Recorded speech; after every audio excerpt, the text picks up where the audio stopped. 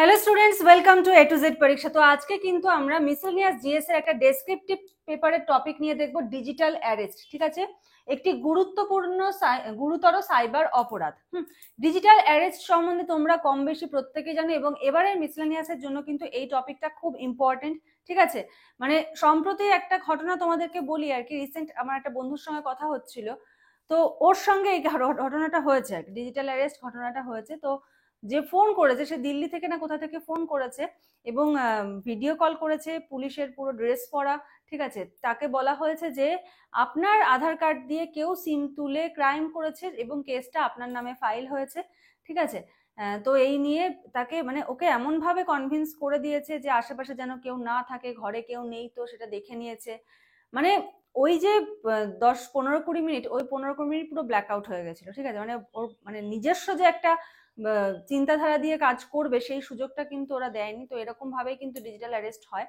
প্রত্যেকে এটা মানে একটা সামাজিক সচেতনতামূলক একটা মূলক প্রচার বলতে পারো, বা তোমাদের এক্সামের জন্য ইম্পর্টেন্ট। ঠিক আছে, প্রত্যেকের এটা সম্বন্ধে অ্যাওয়ার থাকা উচিত। আচ্ছা, তো চলো দেরি করব না, শুরু করব। প্রথমে দেখবো হলো যে ডিজিটাল অ্যারেস্ট স্ক্যামটা কি। বলেছে ডিজিটাল অ্যারেস্ট স্ক্যাম বর্তমানে একটি গুরুতর সাইবার অপরাধ হয়ে উঠেছে, যেখানে প্রতারকরা আইন প্রয়োগকারী সংস্থার কর্মকর্তা হিসেবে, হয়তো বললো আমি সিবিআই অফিসার, আমি ডিএসপি বলছি, ঠিক আছে, আমি পুলিশের কর্মকর্তা, এরকম কিছু আর কি। তো আইন প্রয়োগকারী সংস্থার কর্মকর্তা হিসেবে পরিচয় দিয়ে নিরীহ নাগরিকদের ভয় দেখিয়ে অর্থ আদায় করছে। অনেকেই এই স্ক্যামের শিকার হয়েছে। ঠিক আছে, ভালো মতো স্বাভাবিকভাবে যখন একটা পুলিশের থেকে যখন একটা ফোন আসছে, মানুষ এমনিই ভয় পেয়ে যাবে যে কি হলো, হ্যাঁ আমি কি করে ফেললাম, বাবা আমার নামে কেউ ফ্রড করে ফেললো, আমি ফেসে গেলাম মাঝখানে।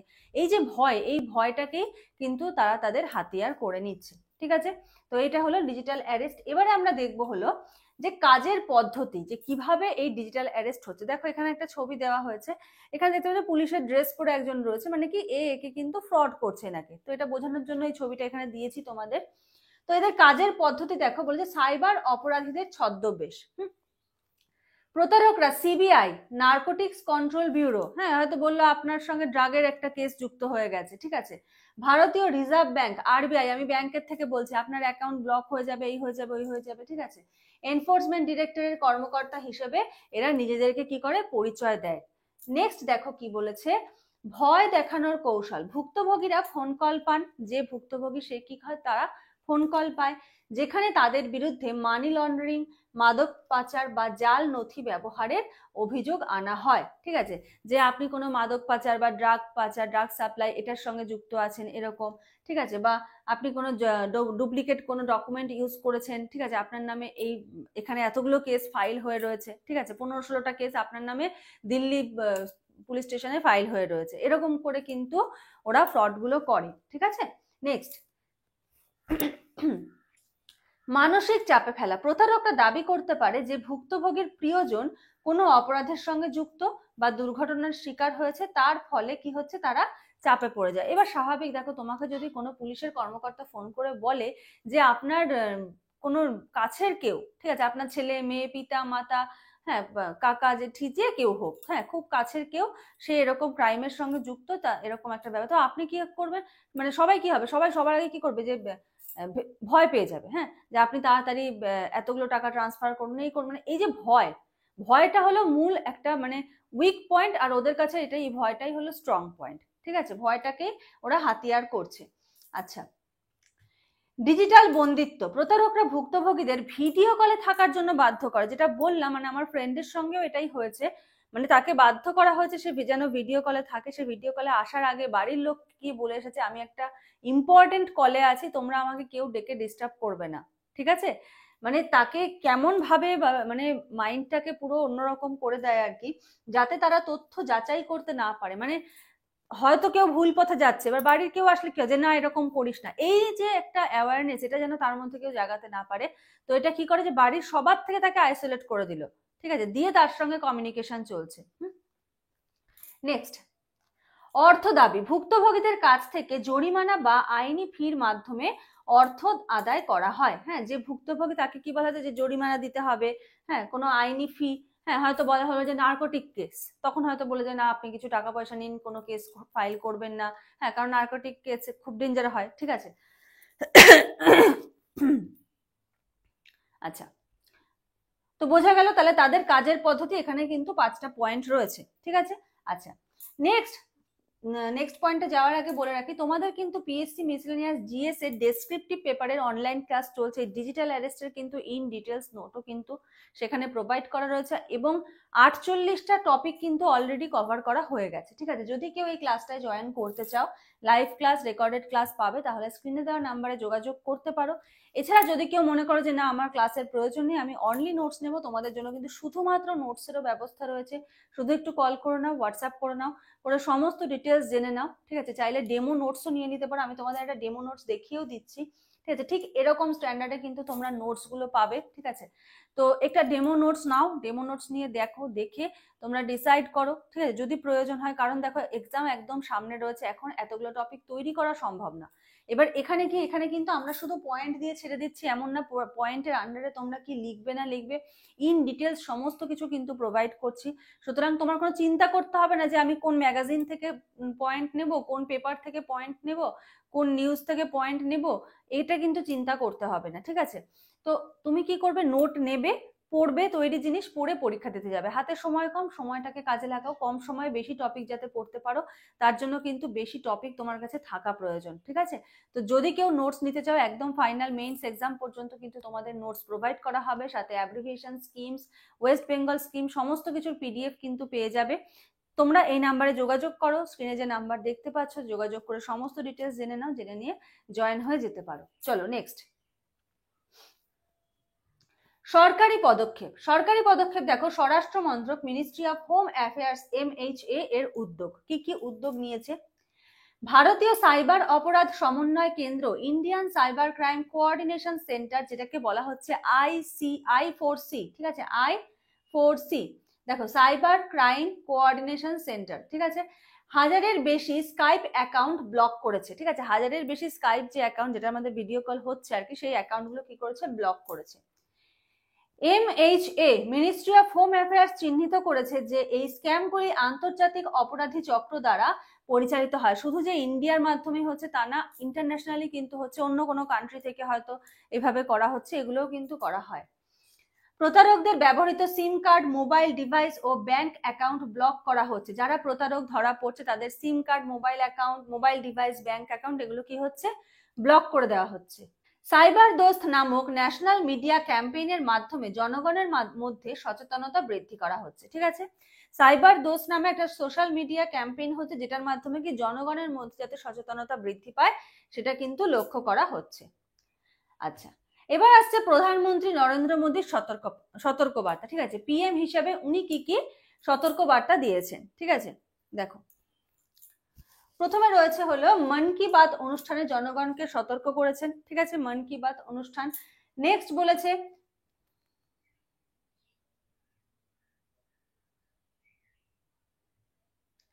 থামুন, ভাবুন, পদক্ষেপ নিন, নীতির পরামর্শ দিয়েছেন, ঠিক আছে। দুম করে কেউ কিছু বললো সঙ্গে সঙ্গে বিশ্বাস করে নেওয়া, এটা কিন্তু করা যাবে না। থামতে হবে, জিনিসটা নিয়ে ভাবতে হবে, নিজের যে পজিটিভ মাইন্ড আছে, ঠিক আছে, কাউকে তোমার মাইন্ডের উপর কন্ট্রোল করতে দেওয়া যাবে না, নিজের মাইন্ড দিয়ে কিন্তু ভাবতে হবে এবং তারপরে কিন্তু পদক্ষেপ নিতে হবে, ঠিক আছে। থামুন, ভাবুন, পদক্ষেপ নিন। আর 1930 হেল্পলাইনে অভিযোগ জানানোর আহ্বান, যদি কোনো রকম কোনো সাইবার ক্রাইমের কেউ মানে ভুক্তভোগী হয়, সঙ্গে সঙ্গে 1930 হেল্পলাইনে কিন্তু কল করতে পারে। সমাধানের কি কি সমাধান হতে পারে? দেখো, আন্তর্জাতিক সহযোগিতা বৃদ্ধি, যেহেতু এটা শুধুমাত্র ন্যাশনাল ওয়েতে হচ্ছে না, ইন্টারন্যাশনালি কিন্তু এই ব্যাপারগুলো ঘটছে। তো মিউচুয়াল লিগাল অ্যাসিস্ট্যান্ট ট্রিটিস, হ্যাঁ, MLATS এর মাধ্যমে অপরাধীদের বিরুদ্ধে ব্যবস্থা নেওয়া যেতে পারে। নেক্সট বলেছে প্রযুক্তিগত উন্নয়ন, AI ভিত্তিক প্রতারণা শনাক্তকরণ ব্যবস্থা চালু করা। হ্যাঁ, ধরো AI এর মাধ্যমে কি হলো, কারোর একটা ডিফেক্ট তৈরি করা হলো, ঠিক আছে, কারোর ধরো ওকে ব্ল্যাকমেইল করা হলো, তো সেটা সম্বন্ধে সচেতন হতে হবে, সেটা বুঝতে হবে যে না, এখানে আমাকে ব্ল্যাকমেইল করলে হবে না, আমাকে পুলিশের সহায়তা কিন্তু তখন নিতে হবে, ঠিক আছে। নেক্সট, জনসচেতনতা প্রচার, সাইবার দোস্তের মতো উদ্যোগ সম্প্রসারণ করতে হবে। সাইবার আইন কঠোর করা, তথ্য প্রযুক্তি আইন 2000, IT অ্যাক্ট 2000 এবং prevention of money laundering act, PMLA এতে কি শক্তিশালী বিধান সংযোজন করতে হবে, মানে এই অ্যাক্টগুলোতে আরো শক্তিশালী কিন্তু আইন করতে হবে, যে এরকম যদি ডিজিটাল অ্যারেস্ট হয় তাহলে কি হতে পারে, ঠিক আছে, কারণ একমাত্র আইনের মাধ্যমেই কিন্তু এই জিনিসগুলোকে কন্ট্রোল করা সম্ভব। আইন প্রয়োগকারী সংস্থার দক্ষতা বৃদ্ধি, সাইবার অপরাধ তদন্ত এবং ফরেন্সিক প্রশিক্ষণ প্রদান, ঠিক আছে, যারা আইন প্রয়োগ করছে, যে সমস্ত সংস্থা এগুলো দেখাশোনা করছে, তাদেরকে কি করতে হবে, তাদের তদন্ত এবং এই ফরেন্সিক এই বিষয়ে আরো প্রশিক্ষণ দিতে হবে, আরো উন্নতভাবে কিন্তু তাদেরকে ট্রেন করতে হবে। নেক্সট কি বলেছে দেখো, ডিজিটাল অ্যারেস্ট স্ক্যাম একটি ক্রমবর্ধমান সাইবার অপরাধ যা আইন প্রযুক্তি ও সচেতনতা বৃদ্ধির মাধ্যমে প্রতিরোধ করা সম্ভব। Indian cyber crime coordination centre I4C, ED এবং MHA এর উদ্যোগ প্রশংসনীয়, তবে এটি সম্পূর্ণরূপে নিয়ন্ত্রণ করতে নাগরিক সচেতনতা, আন্তর্জাতিক সহযোগিতা ও আইন প্রয়োগ সংস্থার কার্যকারিতা আরো বাড়ানো প্রয়োজন। তো এইরকম ভাবে তুমি চাইলে কনক্লুশনের জায়গাটা কিন্তু লিখতে পারো। তো এটা গেল হলো ডিজিটাল অ্যারেস্টের উপরে কিন্তু তোমাদের নোট, ঠিক আছে, নোট না ক্লাস বলতে পারো, কারণ নোটসে তোমরা আর একটু বেশি করেই পাবে, ঠিক আছে। তো যদি নোটস প্রয়োজন হয়, যেটা বললাম, স্ক্রিনে যোগাযোগ করতে পারো। আর তোমাদের একটা জিনিস দেখাই, দেখো, দেখতে পাচ্ছ, Pakistan train hijacked 21 hostages, skilled security forces eliminate all 33 attackers, ঠিক আছে। তো এই যে দেখতে পাচ্ছ 61 নম্বর রিপোর্ট, এরকম রিপোর্ট কিন্তু প্রথম কথা তোমরা কোনো বইতে পাবে না, কারণ একদম কারেন্ট ইস্যু, কিন্তু A to Z পরীক্ষাতে কিন্তু তোমরা পেয়ে যাবে। তোমাদের জন্য কিন্তু ডেসক্রিপটিভ বেঙ্গলি ইংলিশের ব্যাচ লঞ্চ করা হয়েছে অলরেডি, দেখবে কালকেই স্যার তোমাদেরকে দিয়েছেন, ওই সুনিতা উইলিয়ামস যে ফিরে এলেন সেটার উপরে রিপোর্ট দিয়েছে, মানে একদম কারেন্ট ইস্যু বলতে পারো, ঠিক আছে, ক্লার্কশিপের জন্য কিন্তু খুব ইম্পর্টেন্ট।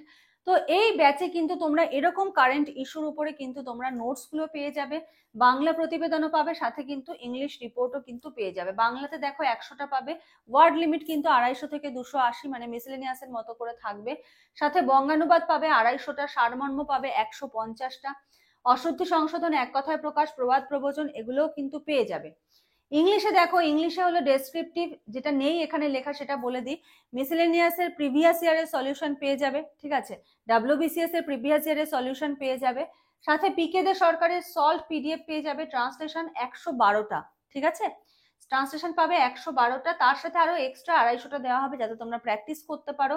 প্রেসি দেওয়া হবে, পিকে দে সরকারের অনুশীলনীতে যে 100টা রয়েছে তার সলিউশন দেওয়া হবে একদম টাইটেল সহ, সাথে আরো 150টা উইথ সলিউশন প্রোভাইড করা হবে যাতে তোমরা প্র্যাকটিস করতে পারো। রিপোর্ট কিন্তু 100টা, 220 থেকে 250টা শব্দের মধ্যে কিন্তু তোমরা রিপোর্ট পেয়ে যাবে। এবং এই যে তোমাদের দেখিয়ে দিলাম যে রিপোর্টে তোমরা কিরকম ধরনের রিপোর্ট পাচ্ছ, ঠিক আছে, একদম দেখো ট্রেন্ডিং টপিক কিন্তু এগুলো, ঠিক আছে, এরকম ধরনের রিপোর্ট কিন্তু পাচ্ছ। আচ্ছা, আরেকটা কথা বলে দিই যে আমাদের A to Z পরীক্ষার কিন্তু কোনো ব্রাঞ্চ নেই, কোনো টিম নেই, ঠিক আছে, টিম আমরাই টিম, আমাদের সঙ্গে যে একটা নম্বর, এই নম্বরেই কিন্তু শুধুমাত্র তোমরা যোগাযোগ করতে পারবে, আলাদা আদার্স কোনো সোর্স থেকে কিন্তু আমাদের সঙ্গে যোগাযোগ করতে পারবে না। যদি কেউ তোমাদেরকে এরকম বলে যে আমরা A to Z পরীক্ষার টিম, তো সেটা বুঝবে সে তোমাদের সঙ্গে ফ্রড হচ্ছে, ঠিক আছে, কারণ হয়েছে অলরেডি এরকম। তো A to Z পরীক্ষাতে কন্ট্যাক্ট করার একমাত্র নাম্বার হলো যেটা তোমরা স্ক্রিনে দেখতে পাচ্ছ, এখানে দেখা যাচ্ছে না, যাই হোক, হ্যাঁ দেখতে পাচ্ছ স্ক্রিনের নাম্বার, সেই নাম্বারটাই হলো একমাত্র যোগাযোগ করার। যদি অন্য কোথাও থেকে কোনো সোর্স থেকে যদি বলা হয় যে এটা A to Z পরীক্ষার টিমের থেকে দেওয়া হচ্ছে, এটা A to Z পরীক্ষার টিম, তো সেটা বুঝবে যে তোমাদের সঙ্গে কিন্তু ফ্রড হচ্ছে, ঠিক আছে। A to Z পরীক্ষার ওরকম কোনো টিম নেই, যোগাযোগ করার একটাই মাত্র নাম্বার, যখন কোনো টিম ওরকম যদি থাকে তো আমি তোমাদেরকে সেটা ইনফর্ম করে দেবো, তো সেই সম্বন্ধে কিন্তু একটু অ্যাওয়্যার হয়ে যেও। চলো, আচ্ছা, আরেকটা হলো তোমাদের ইবুক কিন্তু এই 4টে রয়েছে, 60টা রিপোর্টের, 250টা ট্রান্সলেশন, 150টা প্রেসি, 60টা বাংলা প্রতিবেদন। যদি কেউ এই রিপোর্টগুলো আগে নিয়ে থাকো তারা কিন্তু এই যে ব্যাচটা দেখতে পাচ্ছ এই ব্যাচে কিন্তু জয়েন করতে গেলে তোমরা কিন্তু ডিসকাউন্ট পেয়ে যাবে, ঠিক আছে। তো স্ক্রিনের নাম্বারে যোগাযোগ করে একটু ডিটেলসটা জেনে নাও, হয়তো গুলিয়ে গেল অনেকের, ঠিক আছে, একটু ডিটেলসটা জেনে নাও, তোমরা নোটস নিয়েছো কিনা, তোমরা ডিসকাউন্ট পাবে কিনা, কেন ডিসকাউন্ট পাবে। আর বলে রাখি যে সামনে কিন্তু মানে এপ্রিল মান্থ থেকে কিন্তু কোর্স ফিসটা কিন্তু বেড়ে যাবে। তো যারা যারা জয়েন করতে চাইছো তারা কিন্তু স্ক্রিনে যে নাম্বার দেখতে পাচ্ছ সেই নাম্বারে যোগাযোগ করে কিন্তু জয়েন হয়ে যাও, ঠিক আছে। চলো, তো আজকের মতো এখানে শেষ করছি, নেক্সট ক্লাসে আবার দেখা হবে, কথা হবে। আজকের ক্লাসটা কেমন লাগলো প্রত্যেকে জানিও, আর ডেসক্রিপটিভ জিএস এর কোন টপিকটা তোমাদের প্রয়োজন সেটাও কমেন্ট করে জানিও। আজকের মতো এইটুকুই, থ্যাংক ইউ।